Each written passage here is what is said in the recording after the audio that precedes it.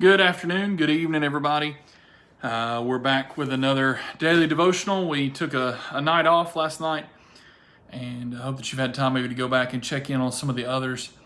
But today we're going to be in Proverbs chapter 21. We're going to do like we did Tuesday. We're going to flip it and use the date as the chapter, the day as the chapter, the month as the verse. So we're Proverbs chapter 21, and we're in verse 8. Proverbs chapter 21, verse 8. The way of the guilty is crooked, but the conduct of the pure is upright. I started thinking about those two things, those two parallels, or those two things that are sort of the opposite of each other, the way of the guilty and the conduct of the pure.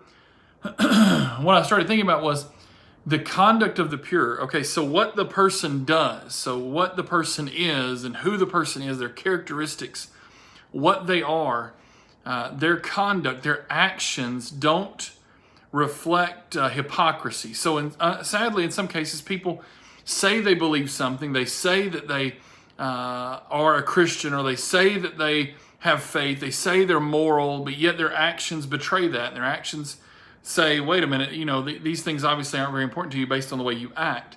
But the conduct of the pure is upright, meaning that what they say and what they do matches up. So a person that says they're a Christian should act like one.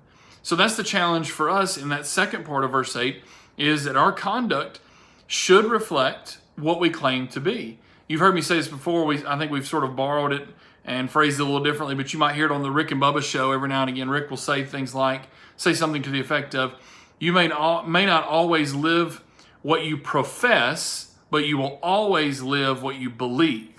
So what you are deep down inside of you will always come out in your actions, even if what you say doesn't match up. For instance, there was a high-profile incident just the other night of a person who does radio broadcasting for the Cincinnati Reds, and he said a horrible thing when he thought he was not on the air, and proceeded after the fact to apologize. And in his apology, he said, "I've never said that before. That's not who I am," which brought up a lot of questions from a lot of people that said, for you to use that word so freely, so easily, for it just to roll off your tongue, you can't honestly expect people to believe you've never said that or you've never used that word before if it so easily came to your mouth and came from your mind and came out.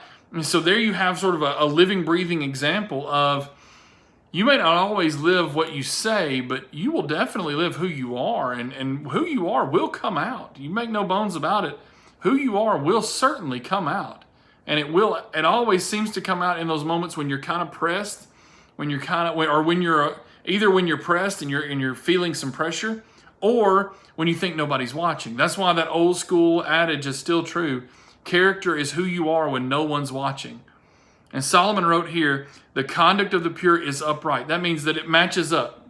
If I say I'm a Christian, then I act like a Christian. But the first part is also interesting to bring up just briefly and shortly here, because it sort of tells itself. The way of the guilty is crooked. And I thought about that, and I thought, isn't that so true? The person that is constantly guilty, constantly feeling like they're living sort of on the edge, as it were, seems like they're always having to twist and turn and make amends over here and fix this over there and nearly crash over here and swerve back across the road. Seems like they're never able to just simply drive straight forward.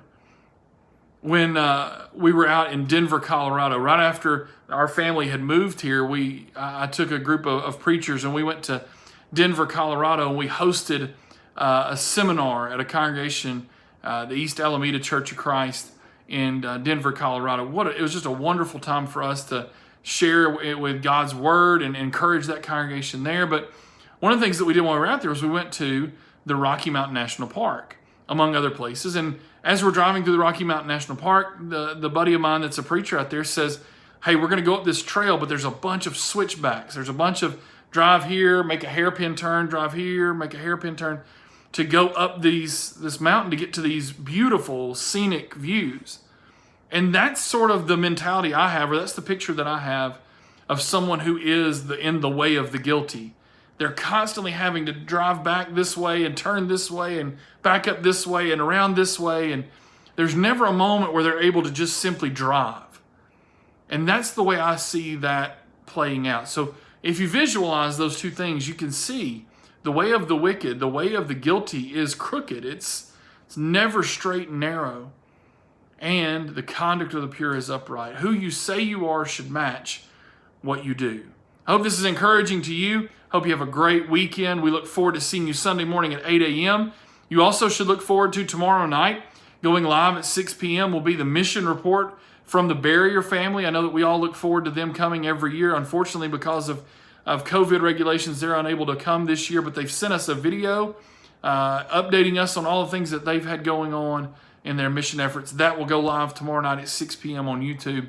I know you'll look forward to that, and certainly we look forward to seeing you Sunday morning at 8 a.m., Sunday night in the parking lot at 6:30 p.m., and Wednesday nights at 6:30 p.m. in the parking lot as well. May God bless you. Hope you have a wonderful rest of your evening.